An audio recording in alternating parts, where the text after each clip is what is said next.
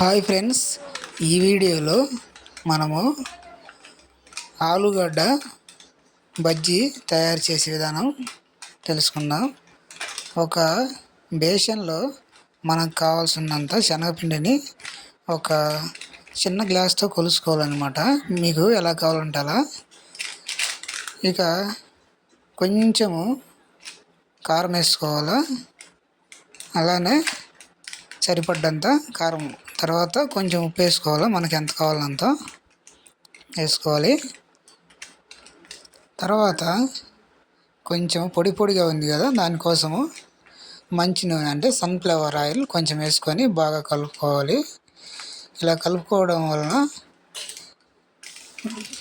మొత్తము పొడి పొడిగా ఉంది కదా, కొంచెము గట్టిగా అవుతుంది అన్నమాట. తర్వాత వాటర్ పోసుకొని బాగా కలుపుకోవాలి.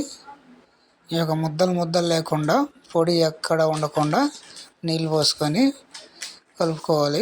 మెత్తగా జోరుగా కాకుండా కొంచెం ఈ విధంగా కలుపుకోవాలి. కొంచెం గట్టిగా ఉన్నట్లయితే వాటర్ పోసుకోవాలి.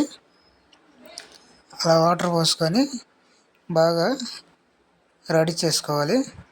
రెడీ అయిన తర్వాత మనకు కావాల్సిన ఆలుగడ్డలు కోసుకొని పెట్టుకోవాలన్నమాట. తర్వాత రెడీ అయిన పిండిలో ఆలుగడ్డలను దబ్బల్లా కోసాం కదా, వాటిని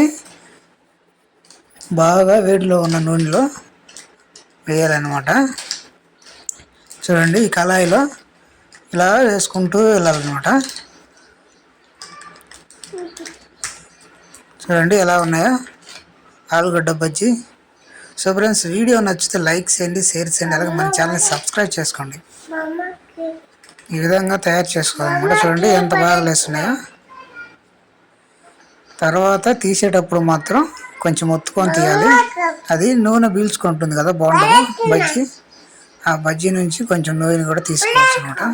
సో ఫ్రెండ్స్, నచ్చితే లైక్ చేయండి, షేర్ చేయండి, మన ఛానల్ని తప్పకుండా సబ్స్క్రైబ్ చేసుకోండి. చాలామంది లైక్ చేయట్లేదు. ప్లీజ్ లైక్ చేయండి. లైక్ చేయటం వల్ల ఏం నష్టం ఉండదు. ప్లీజ్ లైక్ చేయండి.